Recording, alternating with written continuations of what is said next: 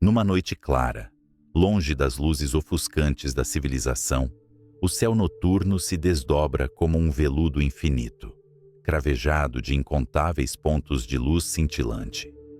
Cada um desses pontos é uma estrela, um sol distante. Muitos deles abrigam seus próprios mundos, suas próprias luas. A Via Láctea, nossa galáxia, se estende como um rio de diamantes, uma estrutura colossal, contendo 400 bilhões de sóis. E além da nossa, existem bilhões, talvez trilhões, de outras galáxias. Elas se agrupam em enxames, que por sua vez, formam superaglomerados, desenhando uma vasta e intrincada tapeçaria cósmica. Essa imagem nos preenche com uma sensação de plenitude, de conexão.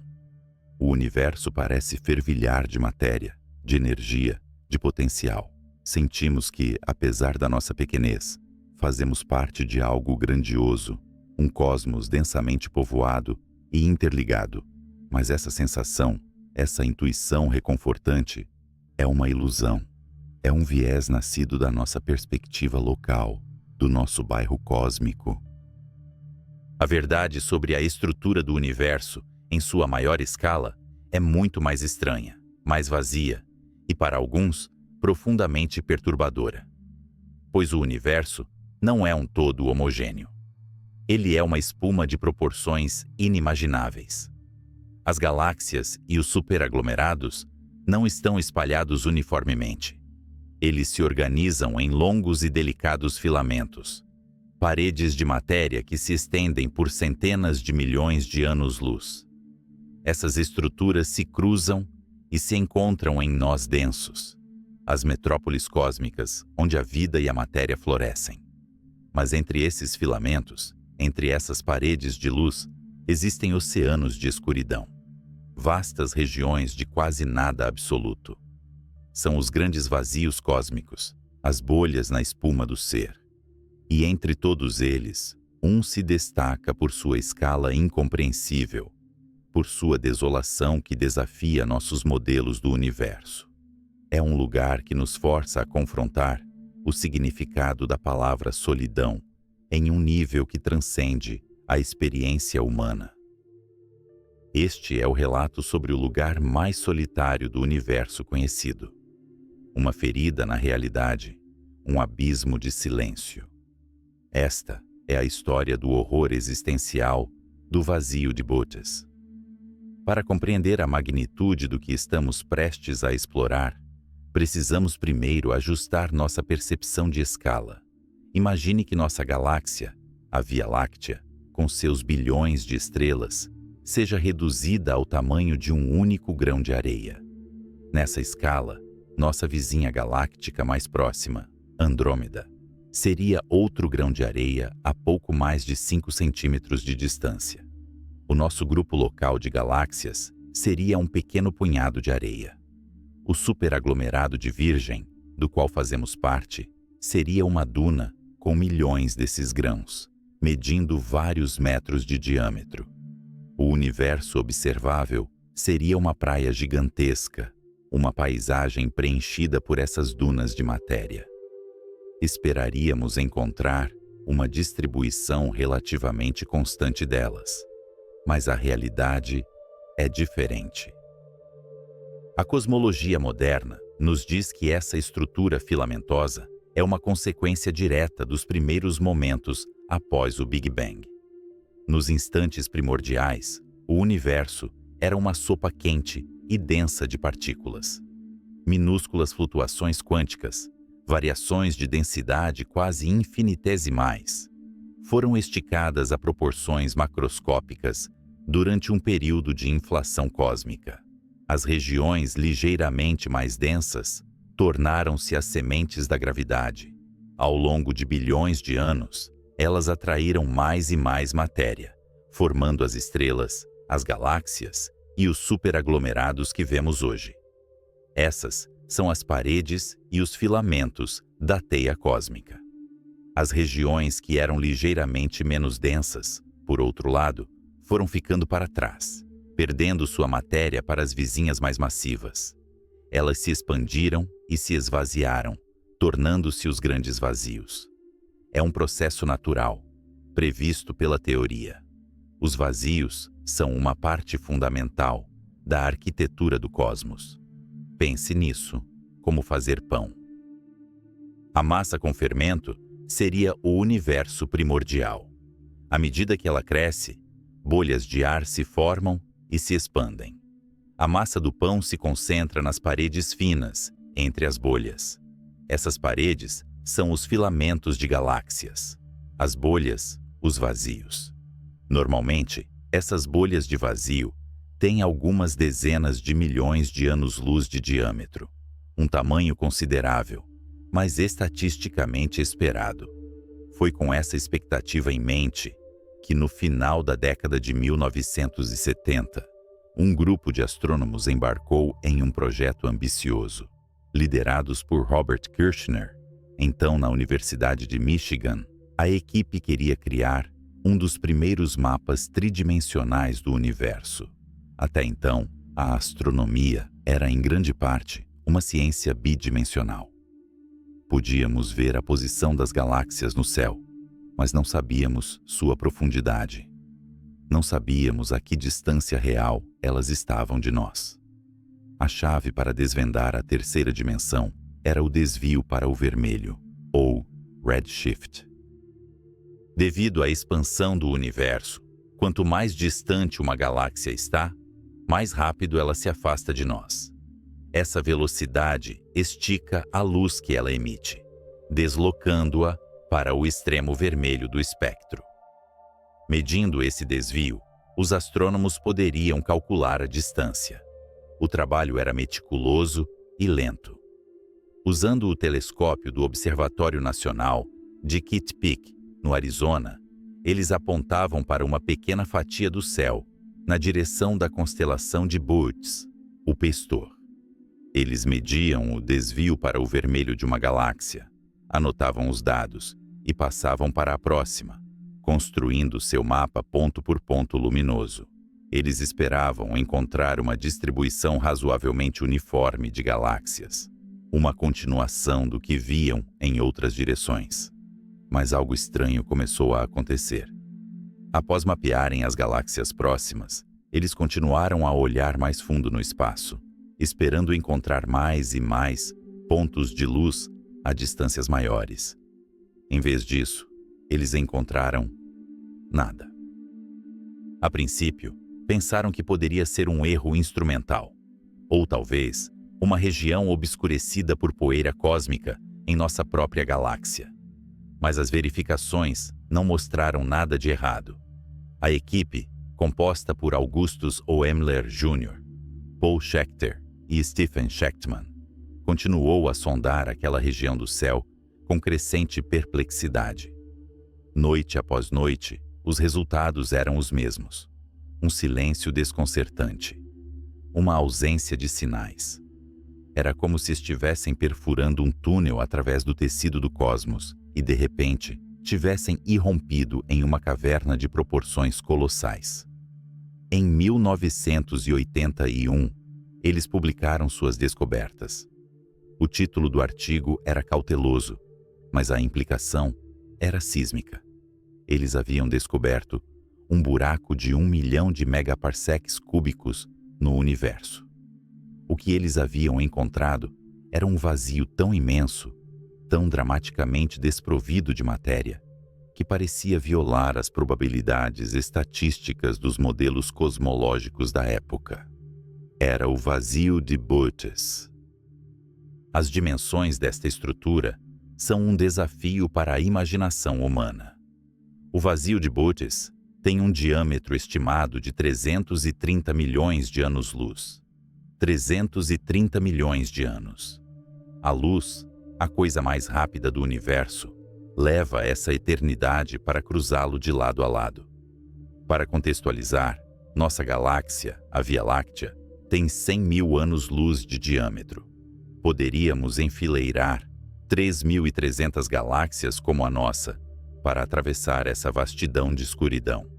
A distância até a galáxia de Andrômeda é de 2,5 milhões de anos-luz.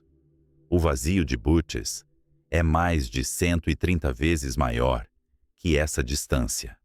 Se colocássemos a Via Láctea em seu centro, nosso vizinho galáctico mais próximo estaria do outro lado do abismo. O céu noturno de um planeta em tal lugar seria profundamente diferente do nosso. Seria uma escuridão quase perfeita, quase absoluta. À noite, ao olhar para cima, você não veria o brilho difuso de uma Via Láctea. Não veria as galáxias vizinhas a olho nu. Veria apenas as estrelas da sua própria galáxia-prisão. E além delas, uma escuridão impenetrável, um negrume aterrorizante. A escuridão não seria apenas a ausência de luz, seria a ausência de lugar, a ausência de vizinhança. Qualquer astrônomo nascido em tal mundo teria uma tarefa monumental pela frente. Seriam necessários telescópios muito mais poderosos que os nossos, apenas para detectar a primeira luz de outra galáxia, a prova de que eles não estavam sozinhos no universo. A descoberta de que o universo estava se expandindo, um dos pilares da nossa cosmologia, poderia ter demorado séculos a mais, se é que um dia teria sido feita. Essa civilização poderia facilmente, e de forma bastante lógica, concluir que sua galáxia era a totalidade da existência, um único oásis de luz em um deserto infinito e eterno de nada. O universo deles seria um lugar muito mais simples e infinitamente mais solitário. Mas quão vazio é o vazio de Boötes? O termo vazio pode ser um pouco enganador. Não é um vácuo perfeito, desprovido de absolutamente toda a matéria. Pesquisas posteriores, muito mais sensíveis, revelaram a presença de algumas galáxias espalhadas por essa imensa região de desolação. Até hoje, cerca de 60 galáxias foram identificadas dentro dele. 60. O número parece pequeno, e é. Numa região do universo com volume semelhante, os astrônomos esperariam encontrar, não dezenas, mas dezenas de milhares de galáxias. A densidade de matéria no vazio de Boötes é assustadoramente baixa. Essas 60 galáxias solitárias estão organizadas de uma forma peculiar. Elas parecem formar uma espécie de estrutura tubular que atravessa o centro do vazio. Elas estão presas ali, ilhas de luz em um oceano de trevas. A distância entre elas é, em média, muito maior do que a distância entre as galáxias do nosso próprio superaglomerado. Cada uma delas é um universo-ilha, isolado de suas companheiras por abismos de espaço-tempo quase intransponíveis. A existência de um vazio desta magnitude apresentou um problema para os cosmólogos. Nossos modelos de formação de estruturas, baseados no Big Bang, previam a existência de vazios, mas o vazio de Boötes parecia ser um caso extremo. Era um outlier estatístico, uma anomalia tão grande que alguns cientistas se perguntaram se não havia algo de errado com as teorias. Como poderia uma bolha de nada tão colossal ter se formado nos 13,8 bilhões de anos de história do universo? A explicação mais aceita hoje é que o grande vazio, como às vezes é chamado, não nasceu assim tão grande. Em vez disso, ele é o resultado da fusão de vazios menores. Imagine novamente a pia cheia de bolhas de sabão. Com o tempo, as paredes finas entre as bolhas menores se rompem, e elas se unem para formar bolhas maiores e mais estáveis. O mesmo processo, em uma escala cósmica e ao longo de éons, teria acontecido no universo primordial. Pequenas regiões de subdensidade teriam se expandido e se fundido, empurrando a matéria para suas bordas, criando um supervazio a partir da união de seus predecessores. Essa hipótese se encaixa em simulações computacionais do universo. No entanto, a mera existência de uma estrutura tão extrema serve como um lembrete de que o cosmos ainda guarda segredos profundos. Ele nos mostra que o universo pode produzir fenômenos nas fronteiras mais distantes do que consideramos provável. É aqui que a ciência encontra a filosofia, e a observação astronômica toca o cerne do horror existencial. A palavra horror pode parecer forte para descrever um objeto astronômico. Não há monstros no vazio de Bötes. Não há uma ameaça física direta para nós. Estamos a 700 milhões de anos-luz de distância, seguros em nosso bairro cósmico. O horror não é físico, é conceitual, é existencial. Ele reside naquilo que o vazio representa. A humanidade, ao longo de sua história, tem lutado contra a solidão. Nós somos uma espécie social, que prospera na conexão, na comunidade. Nossos mitos, religiões e filosofias são, em grande parte, tentativas de encontrar nosso lugar no mundo, de nos sentirmos parte de algo maior. Olhamos para as estrelas e imaginamos deuses, ancestrais, outros mundos. A ciência moderna nos deu a teia cósmica, uma imagem de interconexão universal. O vazio de Bötes destrói essa imagem reconfortante. Ele é a personificação cósmica do isolamento absoluto. É um monumento à indiferença do universo. Ele nos mostra que a plenitude que experimentamos é local e talvez temporária. A realidade fundamental do cosmos pode ser a do vazio, e a matéria, como a nossa, pode ser apenas uma contaminação passageira. Contemplar o vazio de Bötes é como olhar para o abismo e ter o abismo olhando de volta, mas sem qualquer interesse. Não há nada lá para ver, nada para aprender, nada para interagir. É a ausência tornada manifesta em uma escala que esmaga a psique. Pense em uma viagem hipotética através dele. Imagine uma nave capaz de viajar perto da velocidade da luz. Sua jornada começa na borda do vazio, na muralha de Hércules Corona Borealis, um dos maiores filamentos de galáxias conhecidos. Atrás de você, o universo é um espetáculo de luz, bilhões de galáxias preenchendo seu campo de visão. À sua frente, há uma escuridão que parece sólida. Você mergulha no vazio. Nos primeiros dias, as galáxias para trás ainda brilham intensamente. Mas à medida que você avança, elas começam a diminuir, a se agrupar. O desvio para o vermelho as torna cada vez mais fracas e avermelhadas. Eventualmente, a tapeçaria de luz se resume a um pequeno ponto no seu retrovisor. À sua frente, e por todos os lados, há apenas a escuridão. Milênios se passam em sua jornada. Você cruza milhões e milhões de anos-luz de espaço. Não há novas estrelas no horizonte. Não há nebulosas coloridas. Não há o brilho de galáxias distantes. A única luz é a da sua própria nave. O silêncio do rádio é absoluto. Não há sinais. Não há ruído de fundo cósmico distante. É a definição de estar perdido. A solidão se tornaria uma força física, uma pressão constante. A mente humana não foi projetada para processar tal nível de privação sensorial e social. Seria uma jornada através do esquecimento.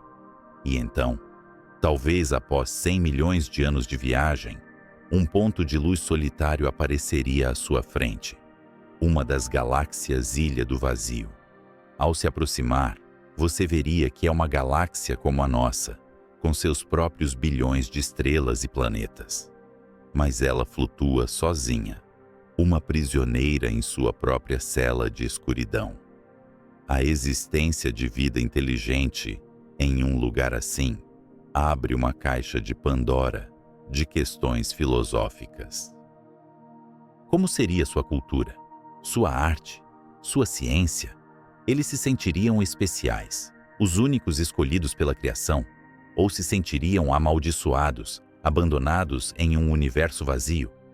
Talvez para eles, a descoberta de que o universo além de seu vazio era rico e cheio de galáxias seria o equivalente à nossa descoberta da vida extraterrestre.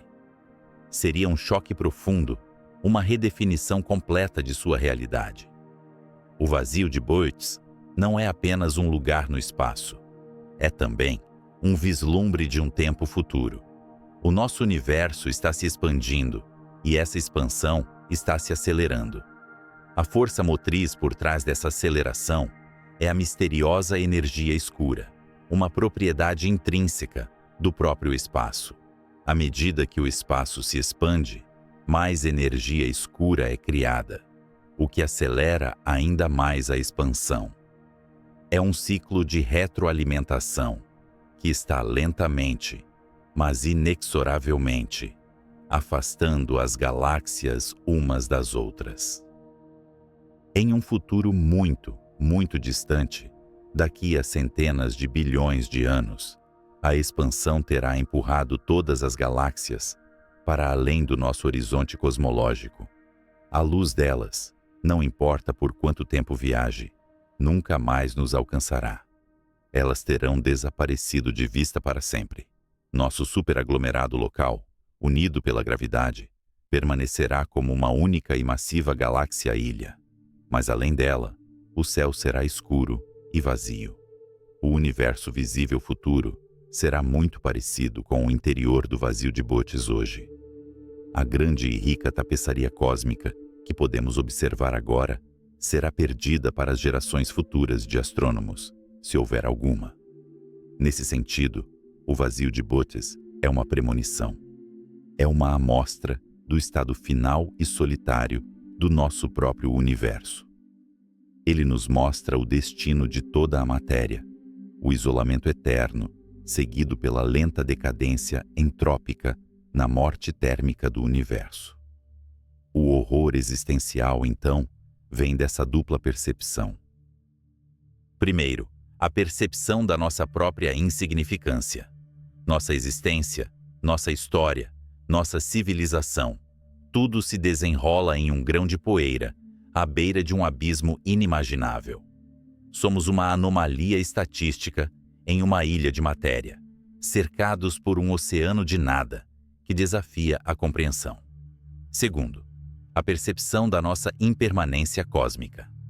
A era em que vivemos, a era das estrelas e das galáxias visíveis, é um breve momento de luz e complexidade em uma linha do tempo cósmica, dominada pela escuridão e pelo vazio. O vazio de Botez é o estado padrão do universo. Nós somos a exceção. E essa exceção está fadada a terminar. Esta descoberta nos força a reavaliar o princípio copernicano. O princípio afirma que não ocupamos um lugar especial ou privilegiado no universo. E, em certo sentido, isso é verdade. Nossa localização não é o centro de nada. Mas, por outro lado, nossa localização e nossa época nos permitem observar um universo rico e interconectado. Vivemos em um filamento da teia cósmica, um lugar de alta densidade relativa. Isso pode, de fato, ser uma forma de privilégio. Um privilégio observacional que civilizações futuras, ou aquelas que por acaso nasceram dentro de um grande vazio, simplesmente não terão. O conhecimento que temos hoje do Big Bang, da expansão cósmica, da estrutura em grande escala, depende inteiramente da nossa capacidade de ver outras galáxias e medir sua luz. Sem isso, o universo seria um mistério insondável. O vazio de Botez nos mostra que a aparência do universo depende drasticamente de onde e quando você está olhando. A realidade não é monolítica. A nossa compreensão do cosmos é um produto do nosso endereço cósmico. Isso levanta uma questão desconfortável. Que outras vastas verdades sobre o universo podem estar escondidas de nós, simplesmente porque não estamos no lugar certo ou na hora certa para vê-las? Estamos, talvez, vivendo em nossa própria versão de um vazio informacional, cegos para estruturas ou fenômenos ainda maiores e mais estranhos. O legado da descoberta de Kirshner e sua equipe vai muito além da simples catalogação de uma anomalia cósmica. Ela transformou nossa imagem mental do universo. De uma sopa de galáxias relativamente uniforme, passamos para o paradigma da teia cósmica, com seus filamentos e vazios. Isso impulsionou o desenvolvimento de novos levantamentos do céu, como o Sloan Digital Sky Survey, que mapearam milhões de galáxias e confirmaram que essa estrutura de espuma é de fato a arquitetura do cosmos. O vazio de Bootes, embora extremo, não está sozinho. Desde sua descoberta, outros supervazios foram encontrados, como o vazio local, no qual nossa própria galáxia parece estar localizada, embora seja muito menor e menos vazio que o de Bootes. Há também o supervazio de Eridanus, ou ponto frio da WMAP, uma região do céu que é inexplicavelmente fria na radiação cósmica de fundo, possivelmente indicando a presença de um vazio colossal. Essas estruturas são os maiores e mais antigos objetos do universo. Elas são fósseis dos primeiros instantes da criação, testemunhas silenciosas de 13,8 bilhões de anos de evolução cósmica. Estudá-las é como ler as páginas mais antigas da história do universo. E no centro dessa história está o grande vazio. Um lugar sem nome em muitos mapas estelares. Uma mancha escura nos dados dos nossos telescópios. Não emite luz, não produz estrelas, não abriga vida complexa. Sua única característica é a ausência. E, no entanto, essa ausência nos diz mais sobre o universo e sobre nós mesmos do que milhares de galáxias brilhantes. Ela nos ensina sobre a escala, sobre a estrutura, sobre o destino. Ela nos lembra da fragilidade da nossa existência e do precioso acaso que nos colocou aqui, neste momento fugaz de luz, em um lugar onde podemos ver as outras luzes antes que a escuridão eterna as apague para sempre. Da próxima vez que você olhar para o céu noturno, para aquele manto de estrelas que parece tão denso e eterno, lembre-se do vazio de Bootes. Lembre-se que além daquela luz, além da nossa galáxia e de nossas vizinhas, existem desertos de escuridão tão vastos que nossa mente mal pode contê-los. Lembre-se de que a solidão pode existir em uma escala cósmica e talvez, ao contemplar o lugar mais solitário do universo, possamos encontrar um novo apreço pela nossa própria conexão. Pela pequena e improvável comunidade de matéria e vida a qual pertencemos, aqui, nesta pequena ilha de luz, flutuando à beira do maior dos abismos. O silêncio do vazio de Bootes é um eco do nosso próprio medo, do esquecimento. Um lembrete de que no grande esquema das coisas, o universo não tem a obrigação de fazer sentido ou de ser reconfortante. Ele simplesmente é. E dentro de sua imensa e indiferente tapeçaria, nós existimos, por um breve momento, capazes de olhar para fora e nos maravilhar com sua terrível beleza.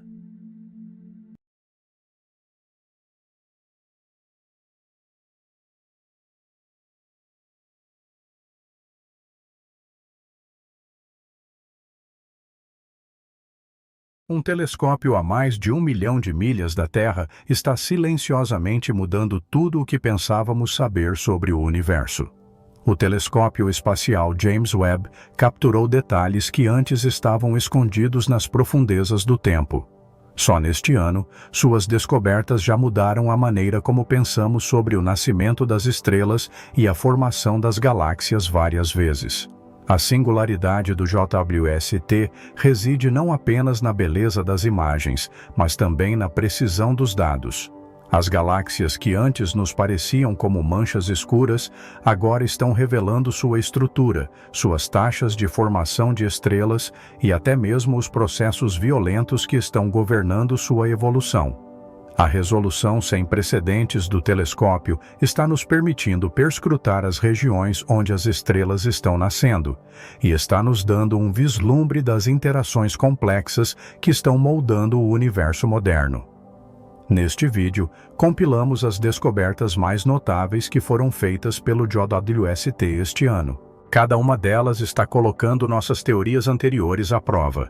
Cada uma delas está nos aproximando de responder às questões fundamentais sobre o universo e sobre nosso lugar nele. As galáxias e suas interações intermináveis geralmente criam imagens visuais surpreendentemente belas, mas cientificamente profundas.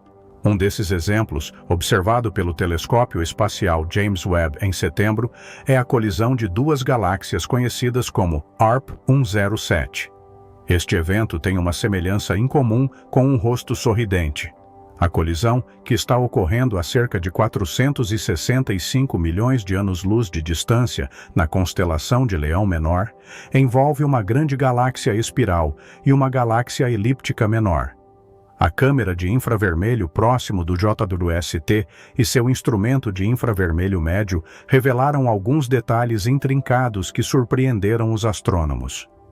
O mais notável neste sorriso cósmico é a ponte quase transparente de estrelas que foi puxada de ambas as galáxias e esticada entre elas como um fio fino. As áreas de formação estelar ativa, as novas estrelas que nasceram dos gases turbulentos que foram deslocados pela fusão, estão brilhando nos tons de laranja e vermelho.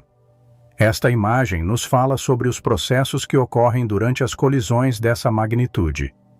Eventos como este podem ter dois efeitos aparentemente contraditórios nas galáxias.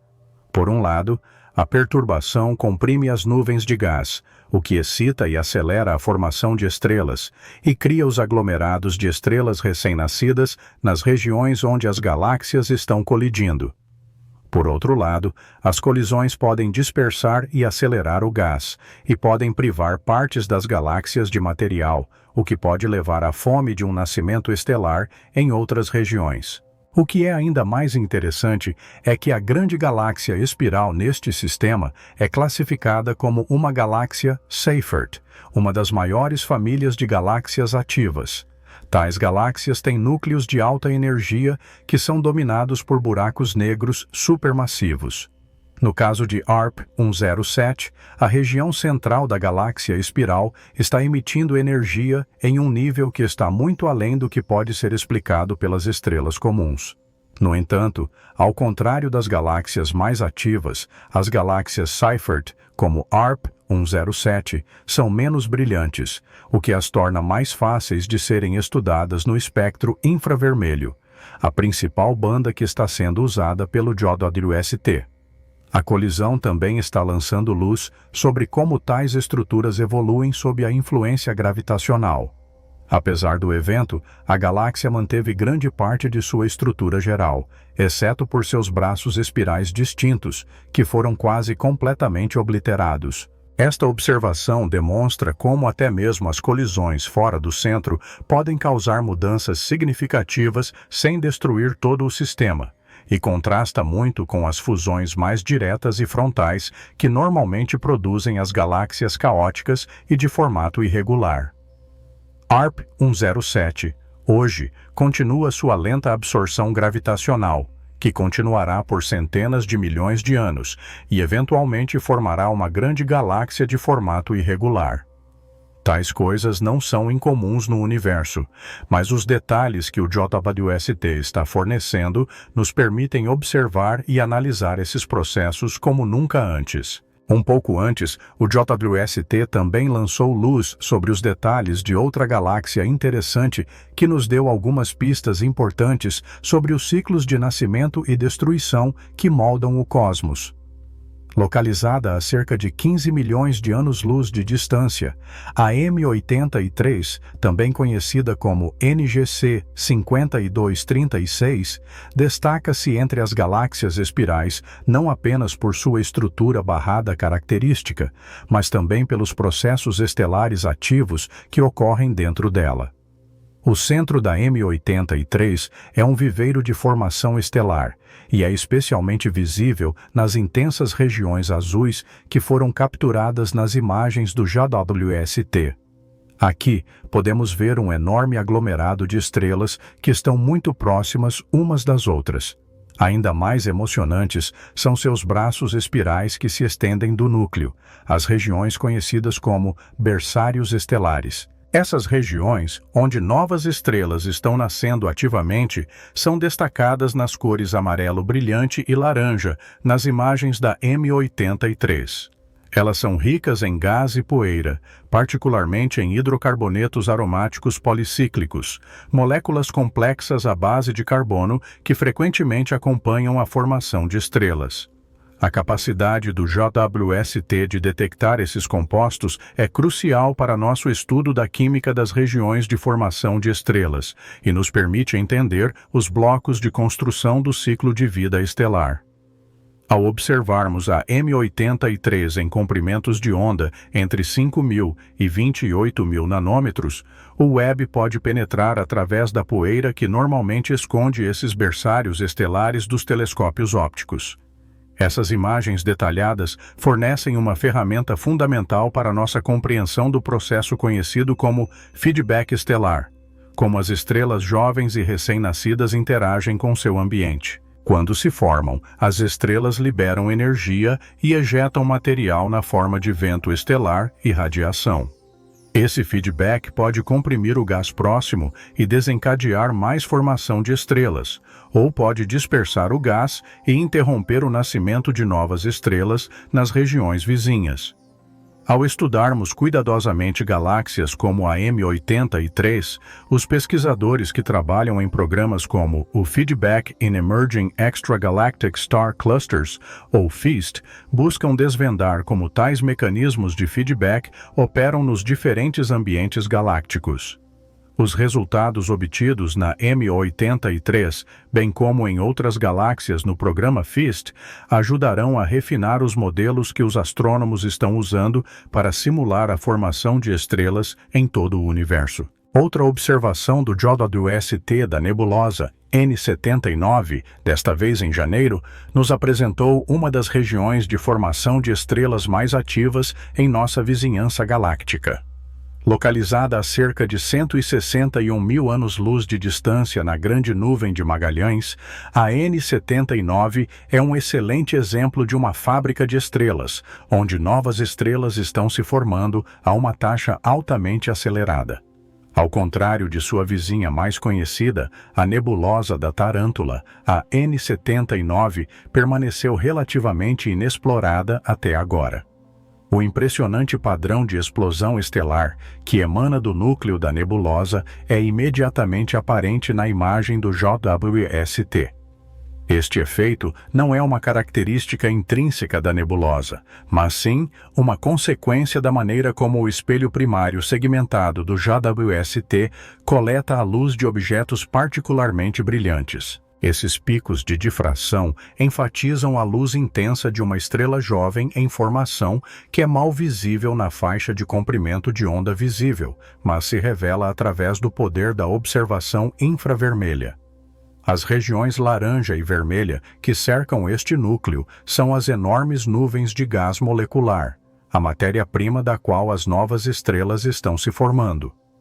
Nessas regiões, os enormes aglomerados de hidrogênio frio estão se condensando gradualmente sob a ação da gravidade e estão desencadeando o processo de formação de estrelas. As protoestrelas, que ainda estão em seu envelope de gás nativo, são particularmente importantes para nossa compreensão da evolução estelar. Elas representam o estágio inicial da vida de uma estrela, quando a fusão nuclear ainda não começou em seus núcleos. À medida que a massa é ganha dos envelopes de gás circundantes, elas eventualmente atingirão um ponto em que a pressão interna e a temperatura se tornarão suficientes para o hidrogênio se fundir em hélio, e isso marcará oficialmente o nascimento de uma estrela completa. Outro aspecto emocionante da descoberta da nebulosa N79 é seu potencial para lançar luz sobre o universo primitivo. Ao estudarmos os processos locais, os astrônomos podem obter uma visão das condições que prevaleceram durante os períodos mais intensos de formação de estrelas no cosmos. Além disso, em junho, o Webb nos deu outro exemplo interessante de formação de estrelas ao observar a espetacular nebulosa da Serpente. Nesta região, localizada a cerca de 1.300 anos-luz da Terra, um fenômeno notável foi observado. Os fluxos protoestelares, os jatos de gás que estão irrompendo de estrelas jovens. Embora tais fluxos tenham sido observados antes, a precisão e a clareza deixaram muito a desejar. Esses jatos representam um dos estágios mais iniciais do desenvolvimento de uma estrela, quando o gás está colapsando sob a gravidade para formar uma protoestrela, e parte do material é aprisionada nos jatos que saem dos polos da estrela em velocidades incríveis. No entanto, o arranjo único desses jatos na nebulosa da Serpente está fornecendo novas percepções sobre um processo que, até agora, só podia ser hipotetizado. Os jatos que estão fluindo na mesma direção fornecem um forte apoio à teoria de longa data de que as estrelas que se formam na mesma região estão orbitando na mesma direção.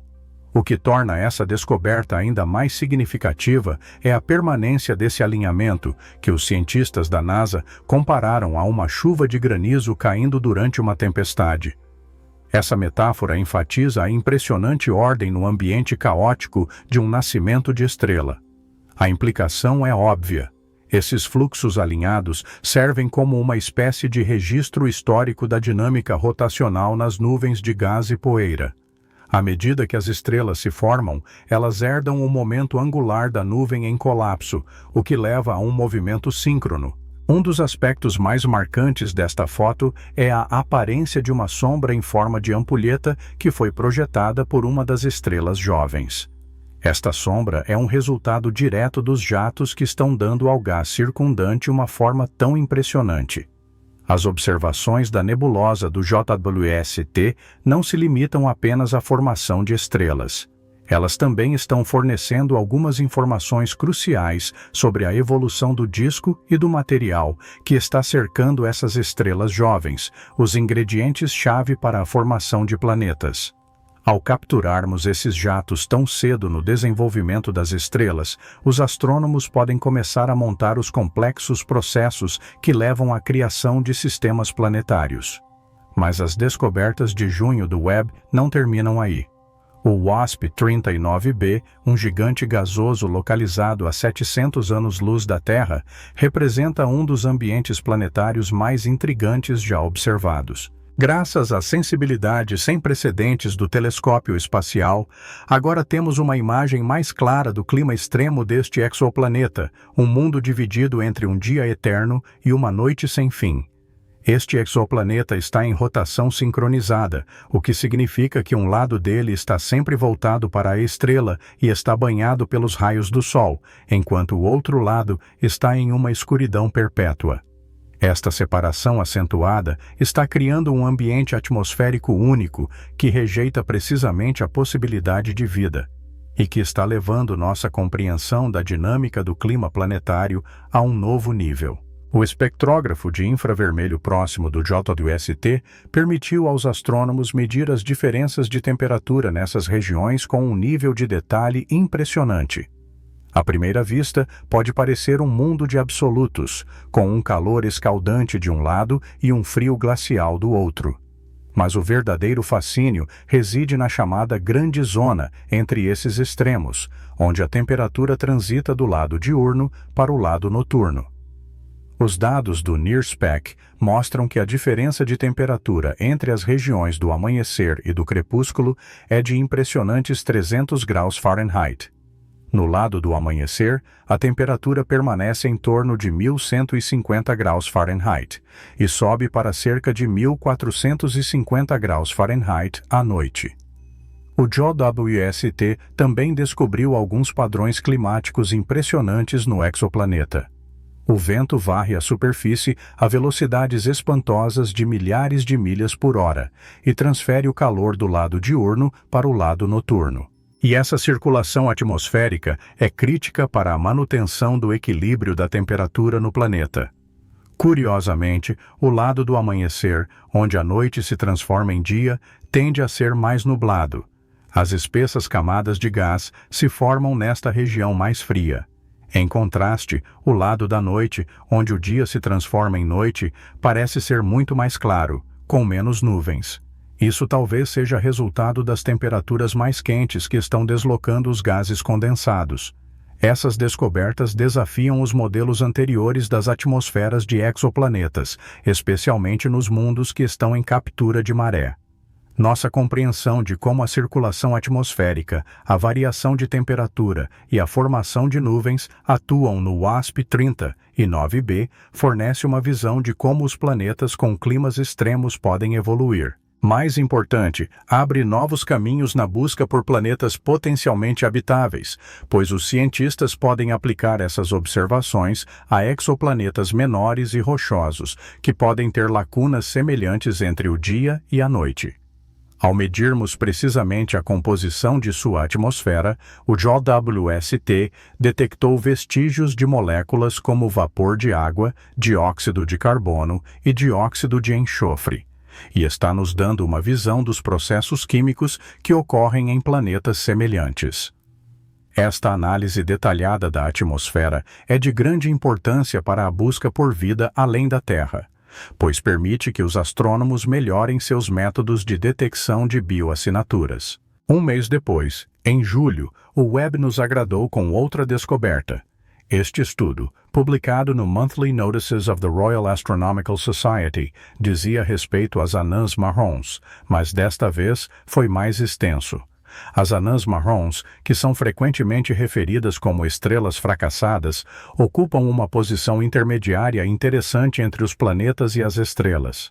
Embora lhes falte a massa para poder iniciar a fusão nuclear em seu núcleo, suas atmosferas estão longe de serem silenciosas. O telescópio espacial, James Webb, recentemente nos permitiu estudar em detalhes os sistemas climáticos caóticos de duas anãs marrons próximas, a WISE 1049A e a WISE 1049B.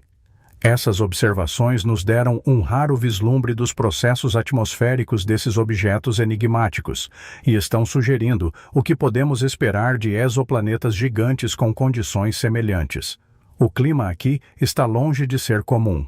Os instrumentos infravermelhos mostraram que ambos os objetos estão sendo engolfados por nuvens colossais e turbulentas compostas de grãos de silicato, que são essencialmente areia quente que está girando na atmosfera. Essas nuvens, que estão sendo abanadas por ventos que se movem em velocidades tremendas, estão criando um ambiente dinâmico com temperaturas que variam de 1.610 graus Fahrenheit a 1.880 graus Fahrenheit. Ambos os corpos estão girando a uma taxa espantosa.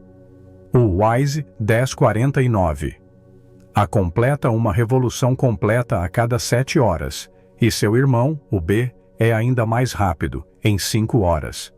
Essa rotação rápida está contribuindo para a extrema variabilidade que está sendo observada em suas atmosferas. No entanto, as observações nos permitem ver como as atmosferas estão mudando ao longo do tempo.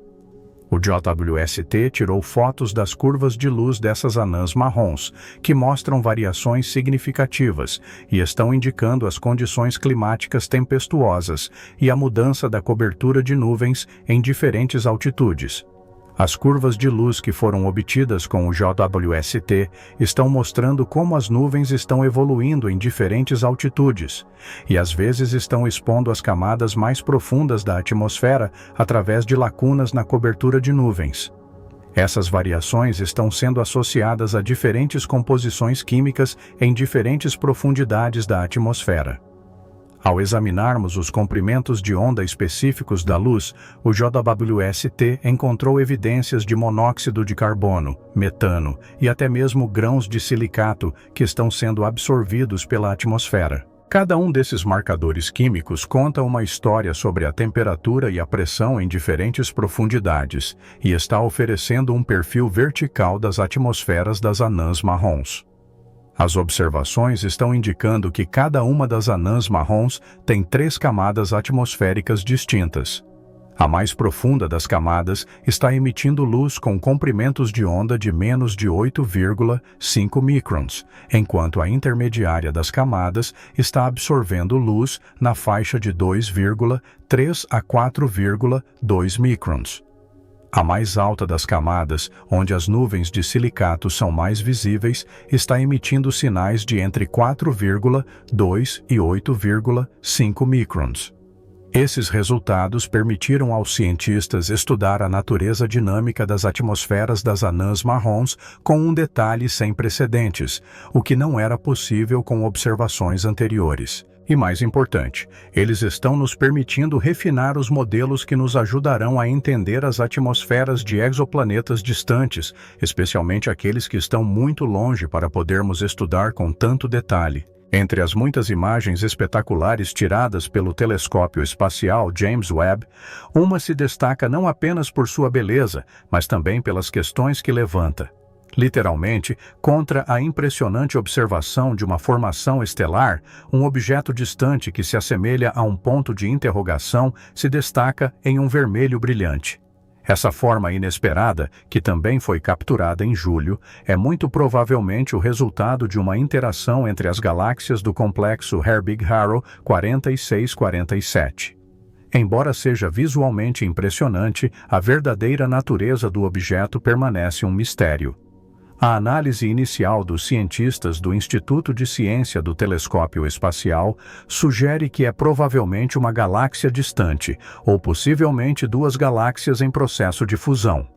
A tonalidade vermelha do objeto na imagem de infravermelho próximo do JWST indica que ele está incrivelmente distante, talvez a bilhões de anos-luz da Terra.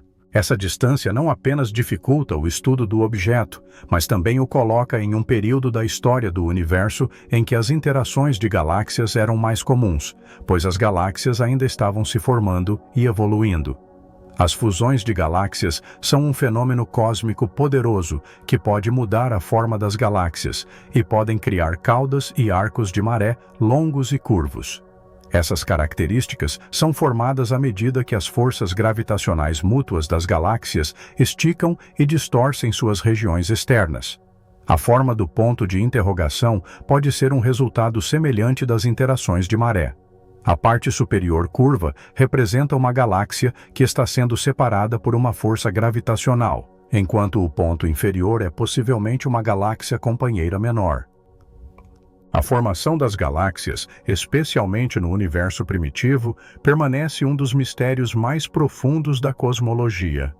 As observações do Webb forneceram algumas novas percepções sobre esse processo, especialmente no caso de 3 galáxias que foram descobertas no início deste ano e que se formaram entre 400 e 600 milhões de anos após o Big Bang.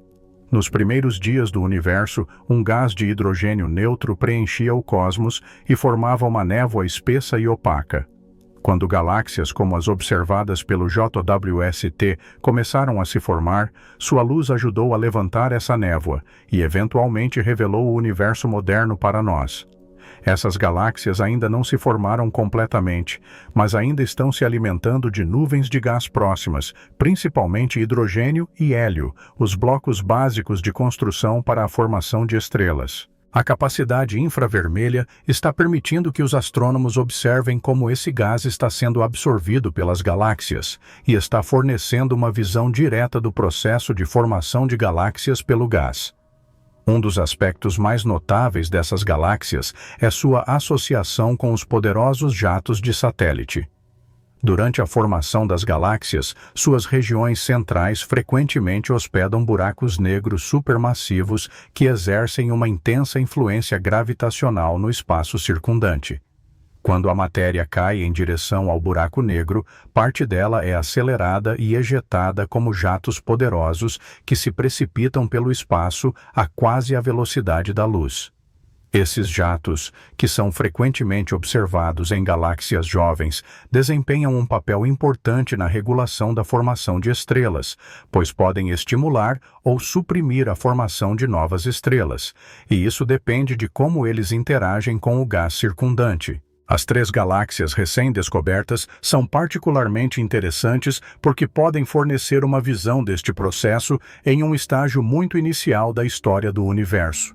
Nessas galáxias, os jatos dos buracos negros supermassivos nascentes ainda devem estar interagindo com o gás primordial circundante, mas ainda não teriam tido tempo de desencadear totalmente o processo de formação de estrelas.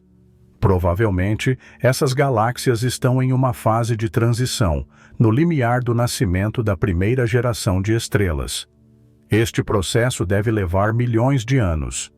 Essas observações são particularmente interessantes porque são as primeiras imagens diretas da formação de uma galáxia já obtidas.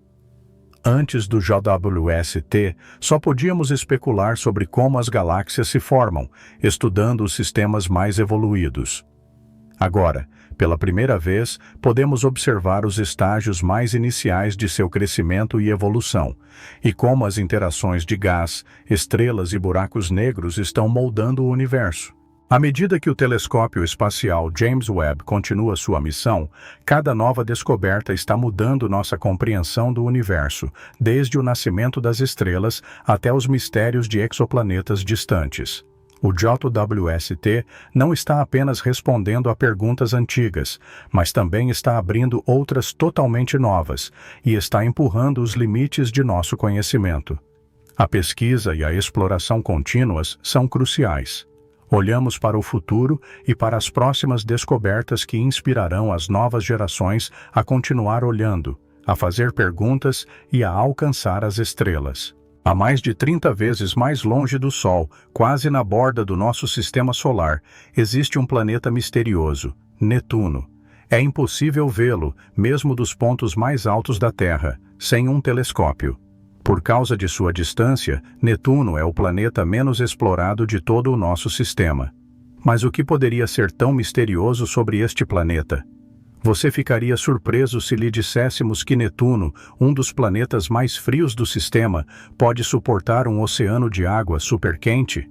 Hoje, você aprenderá sobre isso, bem como sobre os estranhos anéis de Netuno, o que o torna tão azul e também o que se sabe agora sobre seu famoso satélite, Tritão. Netuno é um gigante de gelo e tem cerca de 4 vezes a largura da Terra. Ele tem um raio de cerca de 15.300 milhas e um volume de 15 trilhões de milhas cúbicas, o que significa que Netuno é 58 vezes maior que a Terra em volume. O planeta é composto principalmente de água, metano e amônia. Como os outros gigantes de gelo e gás em nosso sistema, Netuno não tem uma superfície sólida. Sua atmosfera se estende profundamente no planeta, até o manto, que é composto de gelo de metano e amônia, e um núcleo rochoso. No entanto, os cientistas acreditam que o gigante de gelo poderia teoricamente ter um oceano interno e quente. Mas como um planeta pode sustentar tal oceano, já que está tão longe do Sol? Levaria 4 horas para a luz solar chegar à superfície do gigante.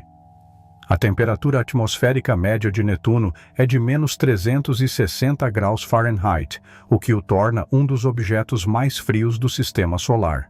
Além disso, de acordo com uma pesquisa recente, a maior parte de Netuno esfriou de 2003 a 2018, apesar de um aquecimento perto do Polo Sul de 2018 a 2020, que provavelmente se deveu às mudanças sazonais na química atmosférica.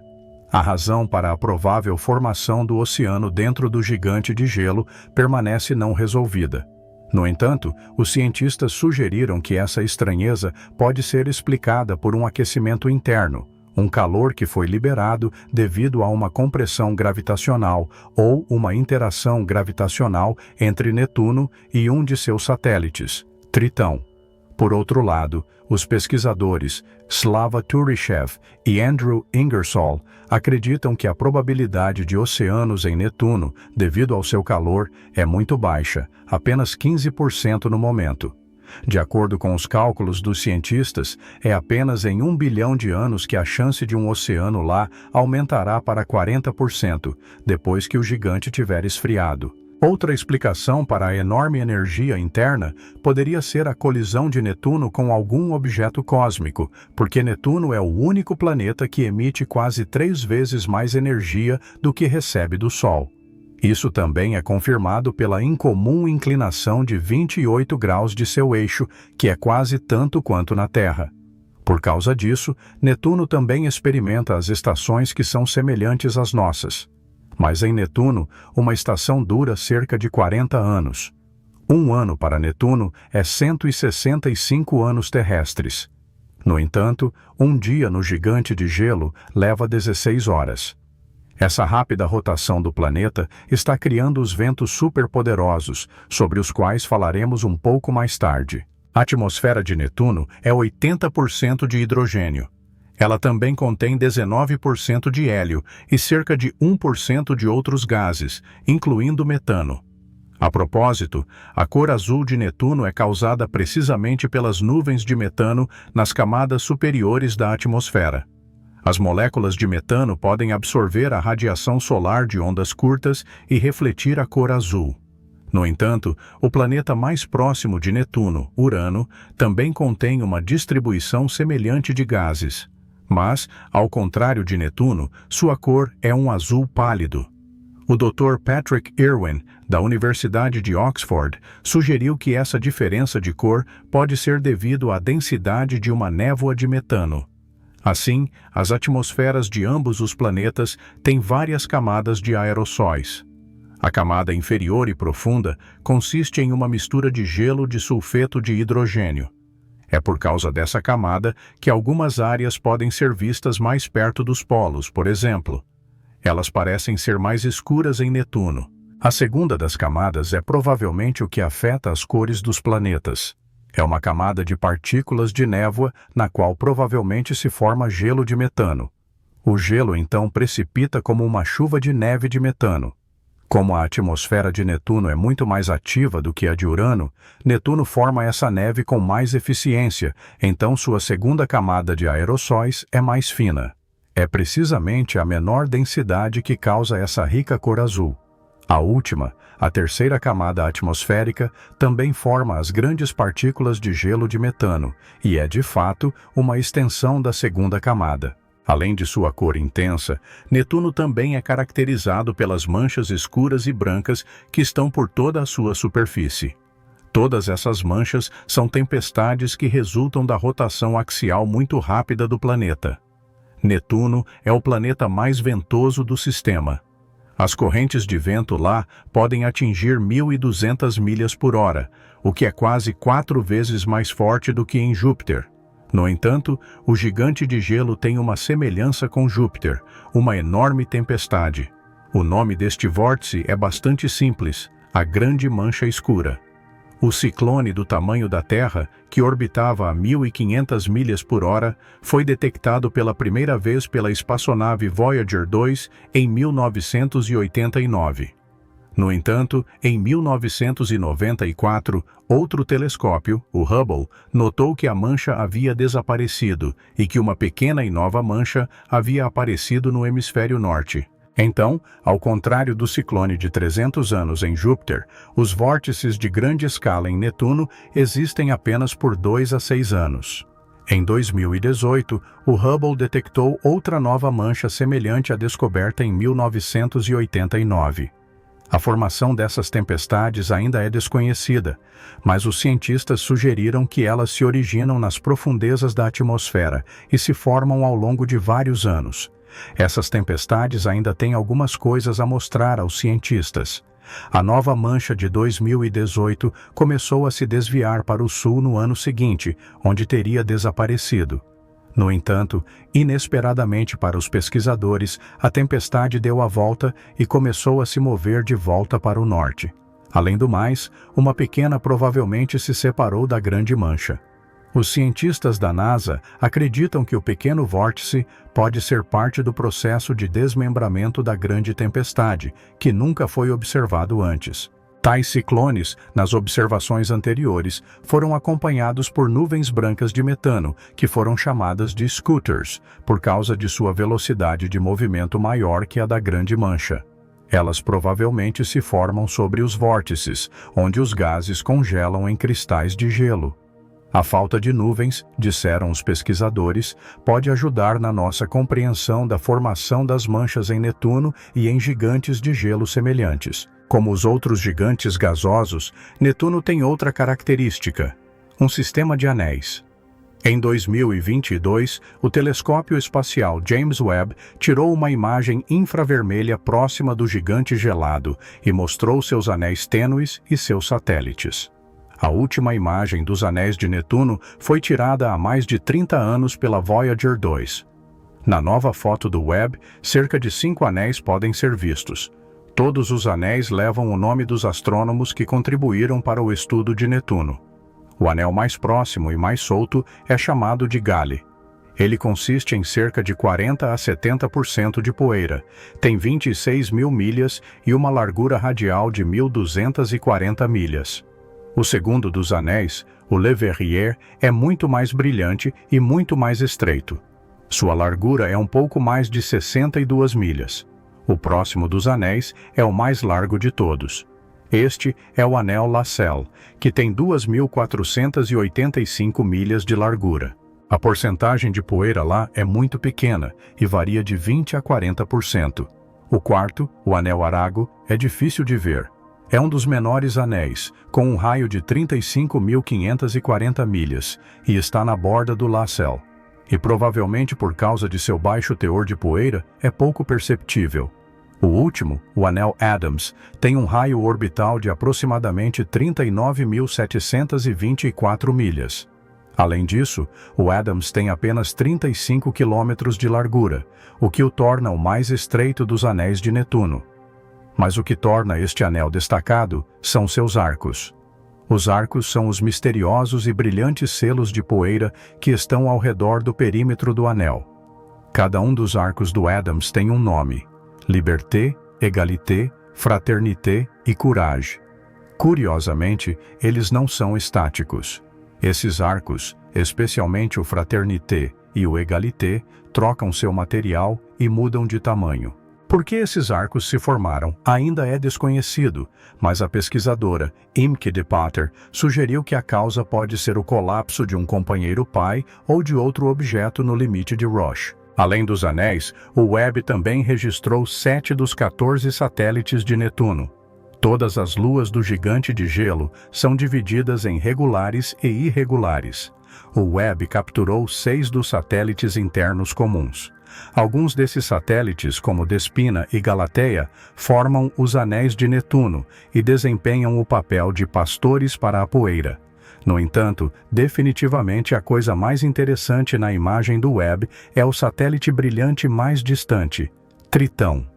Na foto, Tritão parece uma estrela, porque brilha muito mais do que Netuno. O brilho estranho ocorre porque o satélite está quase completamente coberto por gelo de nitrogênio e, portanto, reflete cerca de 70% de toda a luz solar que incide em sua superfície. Tritão é o maior dos satélites de Netuno.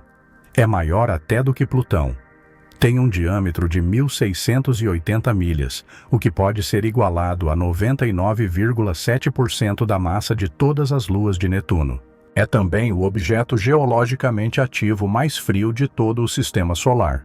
Sua temperatura de superfície atinge menos 391 graus Fahrenheit, apenas por causa de sua superfície gelada que reflete a luz. Como qualquer uma das luas do gigante de gelo, Tritão experimenta um bloqueio de ondas, o que significa que apenas um de seus lados está voltado para o planeta. No entanto, sua órbita retrógrada o diferencia dos outros satélites, o que é uma coisa incomum e única para todos os outros satélites em nosso sistema. Isso significa que Tritão tem uma órbita inclinada, o que o faz se mover na direção oposta a Netuno. Além disso, por causa dessa órbita, seus polos e seu equador estão alternadamente voltados para o Sol. Mas o que poderia ter causado uma inclinação orbital tão incomum? Muito provavelmente, Tritão nunca se formou com Netuno. Os cientistas acreditam que Tritão evoluiu originalmente no cinturão de Kuiper, mas que em algum momento conseguiu ser capturado pelo gigante de gelo. E presume-se que Tritão poderia hipoteticamente estar se movendo em torno de outro objeto. Portanto, o Tritão capturado desacelerou, o que o impediu de colidir com Netuno. À medida que se movia em direção a Netuno, o satélite também poderia ter destruído as outras luas. Netuno tem muito poucos satélites quando comparado, por exemplo, a Júpiter, em torno do qual existem quase 70 objetos. Provavelmente poderia ter havido mais, e eles teriam sido maiores, se Tritão não tivesse sido capturado pela atração gravitacional do gigante. As características de Tritão não terminam aí. Se você olhar de perto as fotos que foram tiradas em 1989 pela Voyager 2, poderá discernir a superfície em mosaico incomum do satélite, modelada com plumas. De acordo com a análise das crateras pelos cientistas, sua superfície poderia ter de 10 a 100 milhões de anos. E em alguns lugares, a superfície lisa é uma manifestação de criovulcanismo. Portanto, os cientistas acreditam que a Lua pode ter um oceano subterrâneo. As plumas também provavelmente sugerem isso, e também retratam uma depressão semelhante a uma bacia de lago. Apesar de sua baixa temperatura, Tritão provavelmente retém muita amônia sob sua superfície, o que retarda o congelamento da água. Por outro lado, as plumas podem aparecer devido ao aquecimento pela luz solar, o que causa a compressão do nitrogênio sob a superfície gelada de Tritão até que o nitrogênio escape. Neste ponto, provar que o satélite poderia ser um mundo oceânico é uma coisa muito difícil. Além disso, um aquecimento solar provavelmente forma a fina atmosfera de nitrogênio da Lua. No entanto, a possibilidade de vida se desenvolver lá, como no presumivelmente Encélado, é muito cedo para dizer. Dado que Tritão fazia parte do cinturão de Kuiper, isso significa que Netuno pode influenciar seus objetos? O cinturão de Kuiper é a fronteira do nosso sistema solar e também é a fonte dos cometas. O cinturão se estende de Netuno, a partir de 30 unidades astronômicas, por cerca de 20 unidades astronômicas. O cinturão é predominantemente composto de objetos pequenos, como asteroides, e de dezenas de milhares de objetos maiores, incluindo os planetas anões, como Plutão.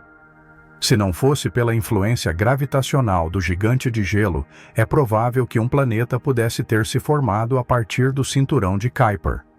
Além disso, os cientistas notaram que alguns dos objetos no cinturão, incluindo Plutão, estão em uma ressonância de longo alcance com Netuno. Geralmente, tais objetos, os planetesimais, só podem entrar temporariamente em ressonância com um planeta estável e fixo em um lugar. Portanto, os cientistas sugeriram que é provável que Netuno possa ter migrado das regiões internas do Sistema Solar, o que significa que ele pode ter se formado originalmente perto do Sol. Assim, a migração do gigante de gelo provavelmente conseguiu manter muitos dos objetos do cinturão de Kuiper dentro do Sistema Solar, quando, sem as ressonâncias, os efeitos gravitacionais poderiam tê-los empurrado para fora do sistema e até mesmo em nossa direção. Netuno definitivamente tem muitos mistérios inexplorados. Neste ponto, não sabemos, por exemplo, a composição exata do interior de Netuno, ou, em geral, como os gigantes de gelo são formados. Então, teremos que esperar pelas futuras expedições científicas que nos ajudarão a entender melhor a química desses mundos e a desvendar muitos dos mistérios que nos interessam. Você acha que poderia ser que um dos aspectos mais fundamentais de nossas vidas não seja nada mais do que uma ilusão complexa? O tempo? A força onipresente que aparentemente governa nossa existência e dita o ritmo de nossas vidas não é o que parece ser. Por exemplo, o tempo parece ser retardado para um objeto que está se movendo perto da velocidade da luz e flui em velocidades diferentes, e isso depende da força do campo gravitacional que está ao nosso redor. Você já considerou que o tempo pode ser apenas um produto de nossa imaginação, uma construção que foi inventada por nossos cérebros para dar sentido ao mundo? Em nossa busca pela verdade por trás deste conceito misterioso, você terá que entrar no desconhecido e questionar tudo o que você pensava que sabia sobre o tempo. O tempo, em sua forma mais simples, é uma ferramenta que criamos para poder medir a mudança e colocar ordem no complexo de eventos que compõem nossas vidas. Nossos ancestrais precisavam de uma maneira de poder acompanhar os ciclos naturais, como o dia e a noite, ou a mudança das estações. Isso era crucial para a coordenação de suas atividades, como a agricultura, a navegação e seus rituais religiosos. Os primeiros métodos de medição do tempo eram baseados em fenômenos naturais, como o nascer e o pôr do sol, as fases da lua e a posição das estrelas. À medida que a sociedade humana se tornou mais complexa, também se tornaram nossos métodos de medição do tempo. Desenvolvemos ferramentas como os relógios de sol, os relógios de água e, finalmente, os relógios mecânicos, para poder dividir o dia em partes menores e mais gerenciáveis. Os calendários foram criados para poder acompanhar a passagem de períodos mais longos, como meses e anos. As diferentes culturas desenvolveram seus próprios calendários e sistemas de medição do tempo únicos, e eles refletem a diversidade da compreensão e interpretação humana do tempo. Embora os sistemas de medição do tempo nos ajudem a gerenciar nossas atividades diárias e nosso planejamento de longo prazo, a percepção do tempo permanece uma experiência profundamente pessoal e subjetiva. Nossos cérebros processam e interpretam o tempo de maneira diferente, e isso depende de fatores como idade, estado emocional e histórico-cultural. Isso sugere que o tempo não é um fenômeno específico e universal, mas que é antes uma construção flexível que moldamos de acordo com nossas experiências e necessidades individuais.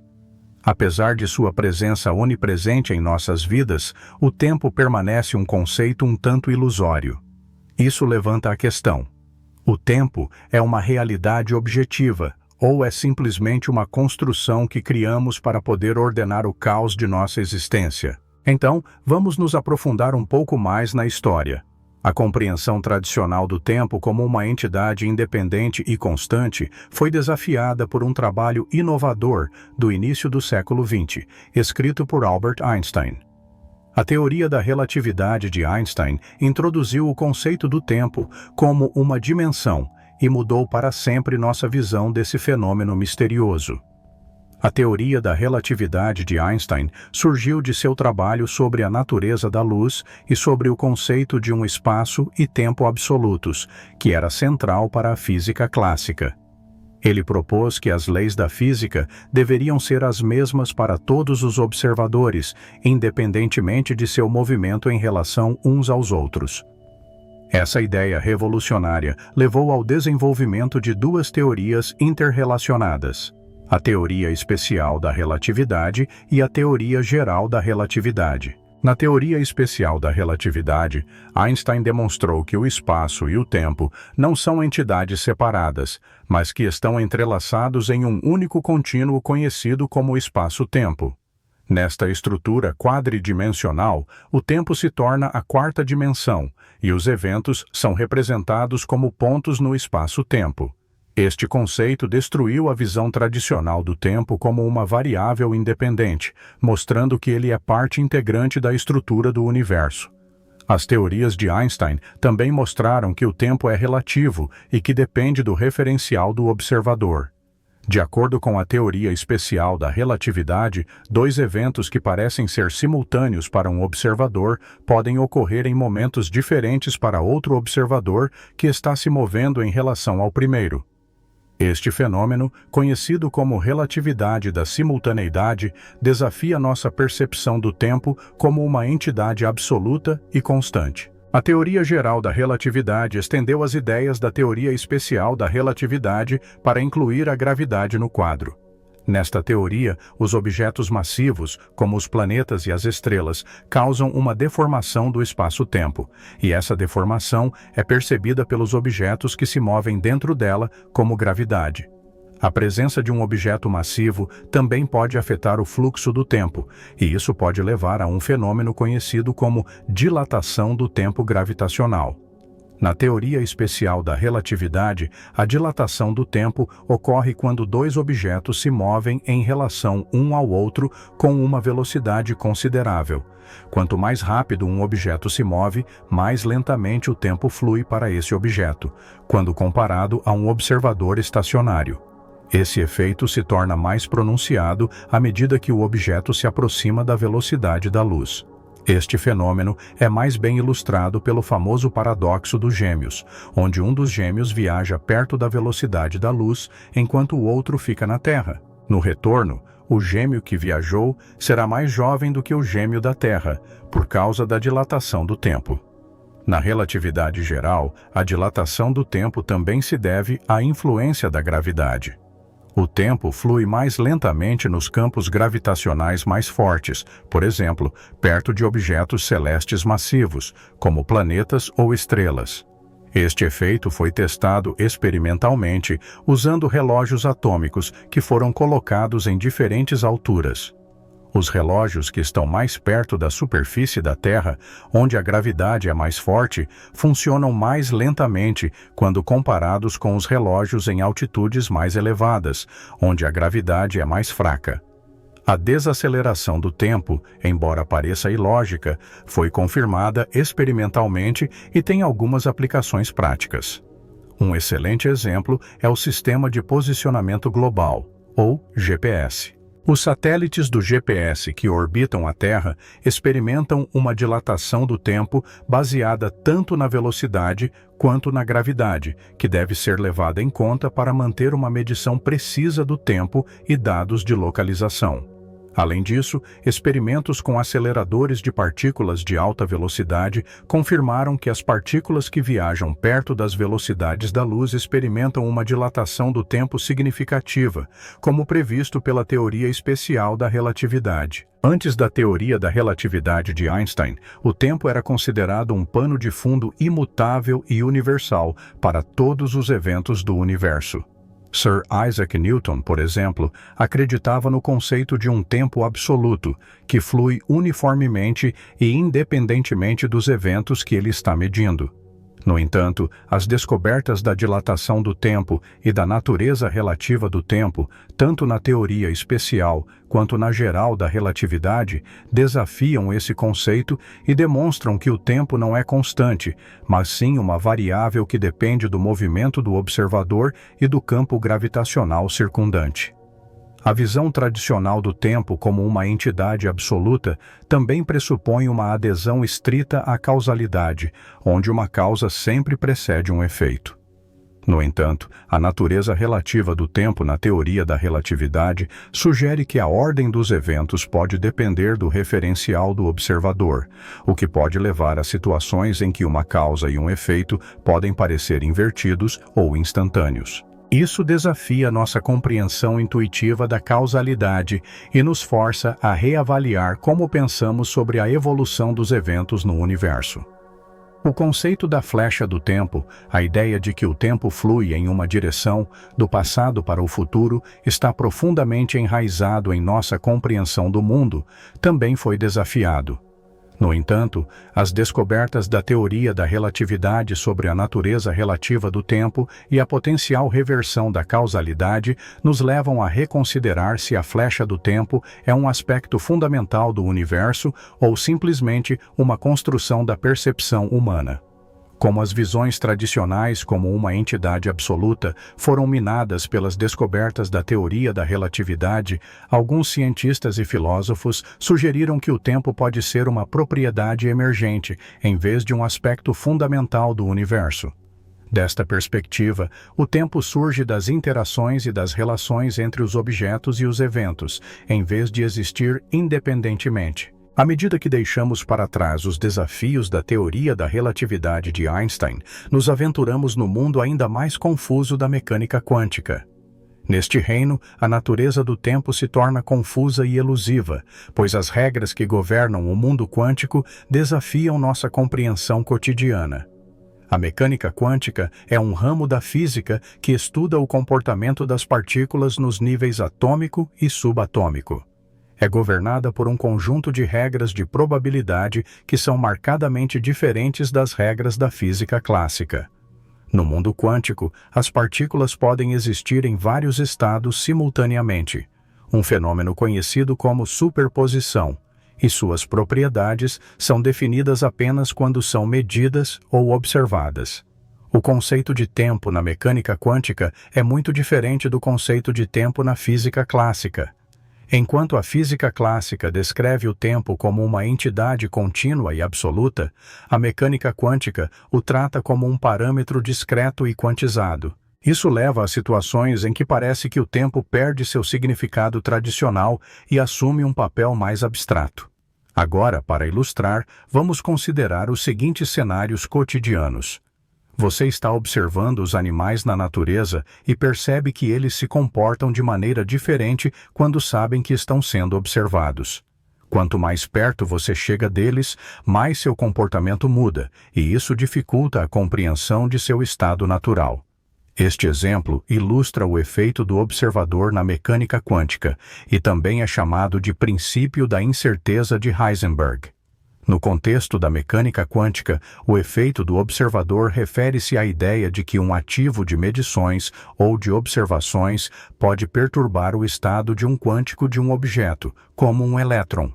Assim como sua tentativa de observar os animais na natureza afeta seu comportamento, sua observação ou sua medição de um quântico de um objeto pode afetar suas propriedades, como sua posição ou seu momento. O princípio da incerteza de Heisenberg afirma que é impossível conhecer simultaneamente a posição e o momento de um quântico de um objeto com precisão absoluta. Quanto mais precisamente medirmos uma das propriedades, menos precisamente podemos conhecer a outra. No mundo quântico, o próprio ato de uma observação ou de uma medição pode levar ao colapso da função de onda de uma partícula e à transição da superposição de muitos estados para um dos estados definidos. Este processo é inerentemente probabilístico e o resultado não pode ser previsto com certeza. À medida que levamos em conta os fenômenos de uma superposição quântica e de um efeito de observador, torna-se óbvio que nossa compreensão tradicional do tempo, como uma progressão linear, pode estar errada no nível quântico. Em vez disso, o mundo quântico oferece uma visão mais fluida e interconectada do tempo, onde as fronteiras entre o passado, o presente e o futuro não são tão rígidas quanto pensávamos. Como vimos, nossa compreensão do tempo está intimamente entrelaçada com nossa compreensão do espaço, e essa complexa relação deu origem a muitas teorias que tentam explicar a natureza do espaço-tempo. Entre essas teorias, uma se destaca como particularmente intrigante e instigante: a teoria do universo em bloco. A teoria do universo em bloco, também conhecida como eternalismo ou como visão do bloco espaço-tempo, é um conceito filosófico que deriva de nossa compreensão da teoria da relatividade de Einstein. De acordo com esta teoria, o passado, o presente e o futuro não são entidades separadas, mas são parte de uma única estrutura quadridimensional chamada espaço-tempo. Nesta estrutura, todos os eventos, desde a origem do universo até seu possível fim, coexistem simultaneamente. Para entender melhor a teoria do universo em bloco, devemos primeiro entender o conceito de espaço-tempo. Na teoria da relatividade de Einstein, o espaço e o tempo estão entrelaçados e formam um único contínuo. O espaço-tempo pode ser pensado como um vasto bloco quadridimensional que contém todos os eventos que já aconteceram ou que acontecerão. Nesta situação, o tempo não é uma dimensão separada que flui linearmente, mas é antes uma parte integrante da estrutura do espaço-tempo. Cada ponto no espaço-tempo representa um evento único, e todo o espaço-tempo abrange todos os eventos possíveis. Consequentemente, o passado, o presente e o futuro coexistem em um universo em bloco e transformam nossa percepção do tempo como uma progressão linear em uma ilusão que foi criada por nossa perspectiva limitada. Na teoria do universo em bloco, os observadores desempenham um papel crucial na percepção do fluxo do tempo. Nossa percepção do tempo é uma progressão linear do passado para o presente para o futuro, e é o resultado do movimento de nossa consciência ao longo das linhas do nosso mundo, os caminhos que traçamos no espaço-tempo. Embora todos os eventos existam simultaneamente no universo em bloco, nosso senso subjetivo de tempo é limitado a um único ponto em nossa linha do mundo, o momento presente. Este senso subjetivo de tempo pode ser comparado à nossa leitura de um livro. Embora todas as palavras e frases existam simultaneamente nas páginas, nossa percepção de uma história é sequencial e revela uma das palavras de cada vez. Da mesma forma, os eventos de nossas vidas se desenrolam à medida que cruzamos nossas linhas do mundo, com o universo em bloco. A teoria do universo em bloco também levanta questões instigantes sobre a natureza do livre-arbítrio. Se todos os eventos, incluindo nossos pensamentos, decisões e ações, são pré-determinados e existem simultaneamente no espaço-tempo, isso significa que nossas escolhas são pré-determinadas e que o livre-arbítrio é uma ilusão? Esta questão tem sido objeto de um acalorado debate entre filósofos e cientistas. Alguns argumentam que a existência do livre-arbítrio é compatível com a teoria do universo em bloco, uma vez que nossas escolhas ainda podem ser determinadas por nossos processos internos, mesmo que os resultados já estejam fixados no espaço-tempo. Outros argumentam que um universo em bloco implica um universo determinístico, onde nossas ações são simplesmente o resultado das leis da física e que o conceito de livre-arbítrio é uma ilusão. A teoria do universo em bloco não apenas desafia nossa compreensão do tempo e da causalidade, mas também levanta questões profundas sobre a natureza da própria realidade. Se todos os eventos coexistem no espaço-tempo, isso significa que a realidade é uma estrutura estática e imutável, ou nossa percepção da realidade, incluindo o fluxo subjetivo do tempo, é um aspecto essencial do universo que não pode ser separado da estrutura objetiva do espaço-tempo? Essas questões vão ao cerne de nossa compreensão da natureza da existência. Ao explorarmos as implicações da teoria do universo em bloco, podemos ser forçados a reavaliar nossas percepções do tempo, da causalidade, do livre-arbítrio e da própria realidade. E isso pode abrir a porta para uma nova compreensão da natureza fundamental do universo. Em nossas vidas diárias, contamos com a passagem do tempo para estruturar nossas atividades, para dar sentido ao mundo que nos cerca e para criar relatos significativos de nossas experiências. O tempo nos permite crescer e declinar, e fazer previsões que foram guiadas pelos eventos passados. Ao mesmo tempo, nosso estudo da natureza do tempo mostrou que nossa percepção do tempo como uma progressão linear pode ser apenas uma simples ilusão, o produto de nossa perspectiva limitada no vasto tecido do espaço-tempo. Essa natureza paradoxal do tempo é um enigma fascinante. O tempo é tanto um aspecto importante de nossas vidas quanto uma construção que pode não existir como a percebemos. De qualquer forma, devemos permanecer abertos a novas ideias e perspectivas, pois é através de nossa curiosidade, nossa vontade de questionar a natureza da realidade e nossa busca incessante por conhecimento que continuaremos a descobrir os mistérios do tempo e do próprio universo. A cada poucos anos, o aparentemente calmo Oceano Pacífico esconde um segredo. Sob sua superfície, uma força poderosa está se enfurecendo, um fenômeno climático que afeta as condições climáticas de todo o mundo. Seu nome é El Niño. Das chuvas torrenciais que causam inundações catastróficas na América do Sul às secas severas que causam incêndios florestais na Austrália, o El Niño não é apenas uma esquisitice tropical, é um disruptor global. Mas o que causa esse fenômeno climático? Vamos descobrir. O El Niño, que significa o menino em espanhol, afeta a água no oceano, aquecendo-a em cerca de 32,4 a 32,9 graus Fahrenheit acima da temperatura média. Foi registrado pela primeira vez no século XVI. Este fenômeno pode ser observado em todas as partes do nosso planeta. O El Niño pode levar a inundações, secas, aumento dos níveis de CO2 e mudanças de temperatura global. Ele começa a se espalhar do Oceano Pacífico Centro-Leste. Portanto, os países em desenvolvimento que fazem fronteira com o oceano e a vida marinha, que não está preparada para uma mudança climática abrupta, sofrem mais com o aquecimento acentuado da água. No entanto, o El Niño não é o único fenômeno que pode afetar o clima global.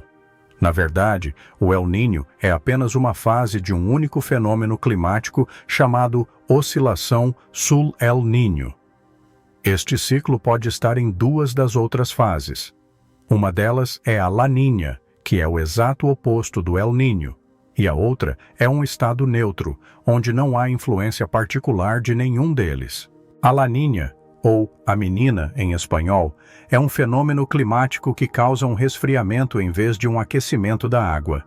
Em geral, a temperatura da água durante a La Niña diminui em até 37 a 41 graus Fahrenheit.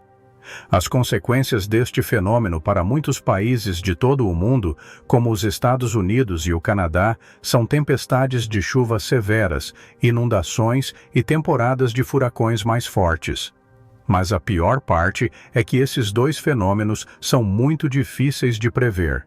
Portanto, para se preparar para eles, eles ocorrem a cada 2 a 7 anos, então não são regulares. Além disso, não são um fenômeno de curto prazo. O El Niño dura cerca de 9 a 12 meses, enquanto a La Niña geralmente dura de 1 a 3 anos.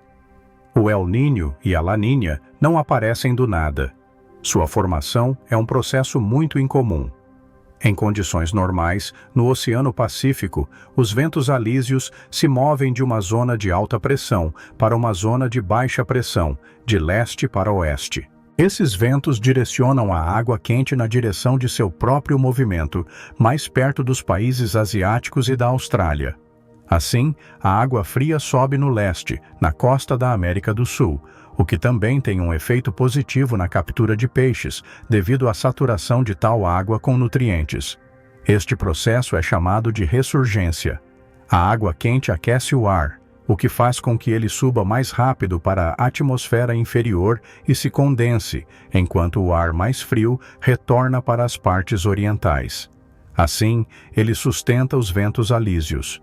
No entanto, se esse equilíbrio for de alguma forma perturbado, o El Niño ou a La Niña começam. Durante o El Niño, os ventos enfraquecem. Então a água quente não é afetada pelo movimento do vento em grande medida, e a ressurgência também diminui. Consequentemente, a água no Oceano Pacífico começa a aquecer uniformemente nas áreas normalmente frias. Isso, por sua vez, significa que as chuvas também mudam, e elas causam as mudanças climáticas dramáticas em todas as partes do mundo. Por exemplo, nos trópicos, a chance de inundação aumenta, e nos países ocidentais, as secas aumentam. Como exemplo, podemos citar a área protegida no Havaí, o Pu-Uhonua, o Honaunau. Em condições típicas, a precipitação média lá é de cerca de 2,7 polegadas em janeiro. Mas sob as condições do El Niño, em 2010, apenas 0,4 polegadas caíram lá. No entanto, com o tempo, um lugar de El Niño pode mudar para outro, como a La Niña. Durante a La Niña, os ventos, pelo contrário, tornam-se mais fortes, o que aumenta a ressurgência e reduz as áreas de água quente no oceano. Assim, por exemplo, as partes ocidentais dos Estados Unidos e as partes do norte da América do Sul podem experimentar um resfriamento, enquanto as áreas no Oceano Índico podem experimentar um aquecimento. Consequentemente, as regiões que fazem fronteira com o Oceano Pacífico sofrem mais com esses fenômenos. Aproximadamente 30 a 60 milhões de pessoas morreram devido à seca severa e às inundações na Índia, China e Brasil no século XIX. No século XX, foram registrados 26 casos de El Niño, que afetaram seriamente a colheita dos países ocidentais e, além disso, a população de vários animais, incluindo os leões marinhos. Assim, as principais vítimas do El Niño são países sul-americanos como Peru e Equador. A maior parte da economia desses países depende da exportação de peixes e fertilizantes. No entanto, devido ao El Niño, a ressurgência diminui, o que leva a uma matança massiva de peixes, e a precipitação aumenta, de modo que as colheitas e os fertilizantes são levados pela água e a infraestrutura civil é danificada. Por outro lado, as secas pairam nas regiões orientais, como a Indonésia e a Austrália. Por causa disso, os corpos d'água e as colheitas começam a secar, o que impacta negativamente o padrão de vida e a saúde das pessoas e dos animais, bem como a fertilidade da terra.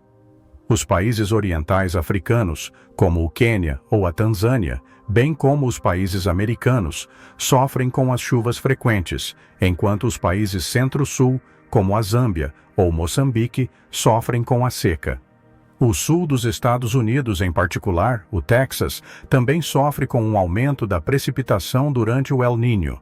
No entanto, por exemplo, na Califórnia, o fenômeno traz chuva, o que tem um efeito positivo na colheita de culturas, como limão e abacate. Em particular, os invernos canadenses tornam-se mais amenos. Curiosamente, o El Niño também afeta a Antártica. Em sua parte ocidental, fica um pouco mais quente, então neva mais. Mas devido à diminuição da ressurgência, a plataforma de geleiras começa a derreter.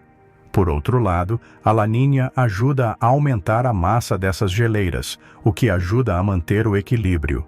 O impacto direto do El Niño nos países europeus é difícil de documentar.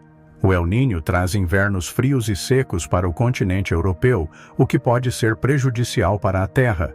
Por exemplo, no século XVIII, o El Niño afetou muito a colheita dos países europeus, o que provavelmente também foi uma das razões para o início da Revolução Francesa em 1789.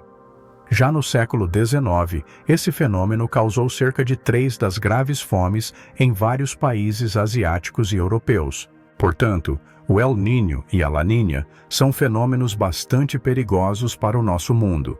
A última vez que o El Niño e a Laninha foram observados foi em 2015 e 16, há quase 7 anos. O ano de 2016 foi o ano mais quente já registrado. Foi o mais severo de todos os episódios anteriores de El Niño nos últimos 50 anos, o que levou à fome de mais de 60 milhões de pessoas. Em 2015, as águas equatoriais estavam mais quentes do que o normal durante todo o ano. A parte central do oceano aqueceu em quase 37,4 graus Fahrenheit em seu pico em novembro, e o aquecimento geral da temperatura foi de 35 graus Fahrenheit, o que provavelmente é um valor recorde desde 1860. Todos os continentes foram afetados pelo El Niño, direta ou indiretamente. Por exemplo, a Austrália experimentou secas severas, especialmente em suas partes leste e norte. Isso resultou em um início precoce da temporada de incêndios no continente, com um total de 125 incêndios. O fogo danificou gravemente as grandes áreas de natureza na Tasmânia e incluiu uma floresta tropical e um pântano que quase nunca haviam experimentado incêndios antes. Além disso, o pior branqueamento de corais foi registrado durante este período, um processo que faz com que os corais fiquem brancos e se tornem muito vulneráveis à morte. A primavera e o outono de 2016 na Austrália foram um dos mais secos já registrados, de modo que a colheita foi significativamente afetada. Além disso, o calor reduziu os suprimentos de minério, a maioria das commodities exportadas. As regiões da Ásia também sofreram com as diferentes condições climáticas. Por exemplo, 85% das Filipinas e da Indonésia experimentaram uma seca severa. Os incêndios em grande escala eclodiram na Indonésia, o que piorou a qualidade do ar nas áreas vizinhas, e incluiu Singapura, Malásia, Tailândia e outros. Os incêndios também afetaram a exportação de óleo de palma, o que levou a preços mais altos para o produto e, como resultado, para todos os alimentos que usavam o óleo. Além disso, a produção de arroz no Vietnã e na Tailândia caiu significativamente, em particular, devido à escassez de água. A Índia, por sua vez, reduziu seus suprimentos de arroz, açúcar, algodão e milho. As regiões do norte da China sofreram com as secas, enquanto as regiões do sul foram afetadas por chuva e inundações. A América do Sul foi severamente afetada pelos desastres relacionados ao clima em todas as suas regiões. Em 2016, o Peru experimentou graves inundações e deslizamentos de terra, e isso fez com que cerca de 5.000 pessoas perdessem suas casas e reduziu a produção de camarão. Além disso, 150.000 pessoas tiveram que ser evacuadas das áreas inundadas no Paraguai, Brasil, Argentina, etc. Além disso, a Argentina experimentou uma das maiores infestações de gafanhotos, o que piorou gravemente o estado da agricultura no país. Somando-se a isso, o retorno das chuvas em abril de 2016 na Colômbia, uma fome começou devido às secas. Cerca de 2,3 milhões de pessoas precisaram de ajuda humanitária, segundo a ONU. No Caribe, houve escassez de água potável. Santa Lúcia até declarou estado de emergência no país. O impacto variável do El Niño no Brasil levou a um aumento acentuado nos preços do café e do açúcar em todo o mundo. Os Estados Unidos e os países europeus, por outro lado, mal sentiram o impacto direto do El Niño. Os estados de Missouri, Mississippi e o Reino Unido receberam mais precipitação do que a média, mas isso não afetou seriamente suas economias. E, finalmente, o continente africano também sofreu economicamente com este fenômeno. A produção de alimentos na África do Sul caiu em 6 milhões de toneladas.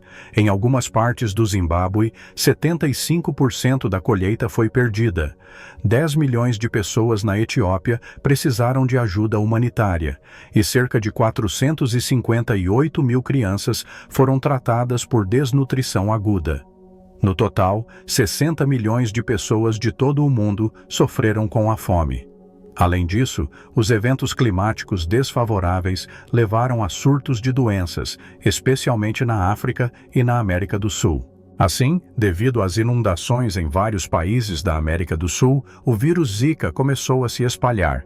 E na África, surtos de cólera e febre do Vale do Rift, no leste do continente, bem como malária, foram registrados.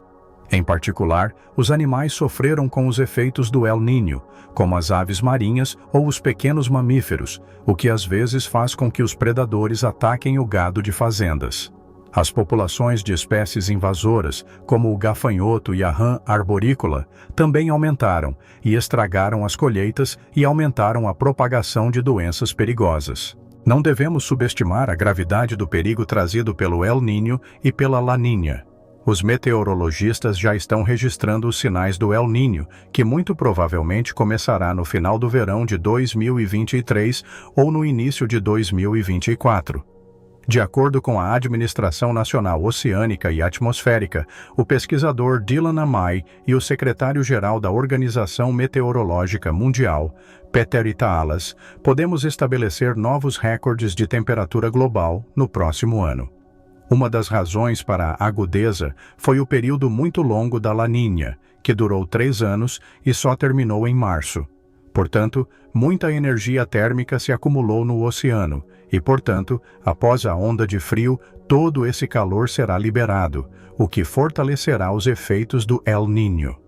Ainda é difícil dizer se o cenário de 2015 e 2016 será repetido, pois não há 2 El Niños iguais, devido à diferença nos períodos deste fenômeno e da situação climática geral na Terra. No entanto, já existem várias previsões do que esperar do próximo El Niño. Uma candidata em ciências climáticas, Tricia Castro, nomeia 4 das possíveis consequências para o clima global em 2023 e 2024. Primeiro, é possível que a temperatura do oceano possa subir para 35 graus Fahrenheit. Além disso, durante seu pico, as temperaturas podem subir ainda mais, como fizeram em 2015 e 2016. Mas, de acordo com esta pesquisadora, é muito cedo para prever quão severo será este aumento de temperatura.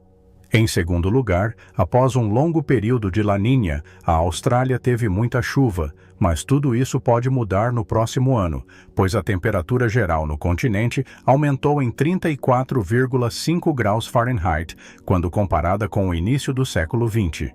Um novo ano superquente pode causar incêndios precoces. Em terceiro lugar, não apenas uma catástrofe humanitária pode se repetir na América do Sul, mas os surtos de doenças graves, como malária, vírus Zika ou febre dengue, podem ressurgir, e até mesmo ordens e abortos espontâneos, devido a um calor anormal, podem se espalhar. Além disso, a floresta amazônica, bem como as da África, Índia e Austrália, podem experimentar secas severas, o que reduzirá o crescimento da vegetação e, como resultado, menos CO2 seria absorvido da atmosfera. E, em quarto lugar, o norte da Europa pode esperar invernos frios e secos, enquanto o sul da Europa pode esperar um aumento da precipitação. Em particular, o Atlântico Norte pode experimentar uma onda de frio durante o El Niño.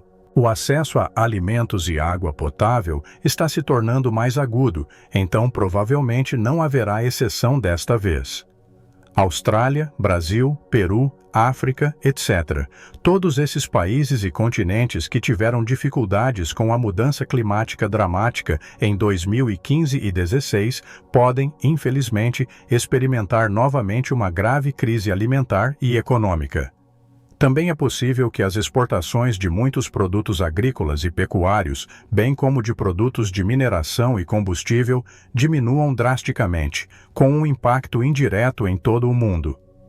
A NOAA também sugere que os Estados Unidos podem sofrer com um forte aumento da precipitação na parte leste do país e uma forte onda de calor no sudoeste e sul. Um estudo de pesquisadores da Universidade de Dartmouth, liderado por Christopher Callahan, estima que os efeitos deste fenômeno custarão à economia global cerca de 3,4 trilhões de dólares nos próximos 5 anos. Assim, o segundo semestre de 2023 e o próximo ano podem ser períodos extremamente difíceis para todo o mundo. No entanto, o El Niño e a La Niña não pararão por aí. Existe a possibilidade de que, no futuro, eles se tornem mais sérios e mais frequentes. Em particular, esses dois eventos climáticos podem perturbar a formação da floresta tropical no futuro. No entanto, um dos principais motores do aumento do impacto do El Niño e da La Niña é a emissão de gases de efeito estufa, que aquece ainda mais o painel. Portanto, a longo prazo, podemos esperar que as altas temperaturas globais possam se tornar a norma, e que possam continuar a subir, o que se tornará uma ameaça ainda maior para o mundo. A possível deterioração futura da situação climática no planeta é um sinal para todos nós, porque é apenas nosso cuidado com o meio ambiente que pode nos proteger das consequências catastróficas.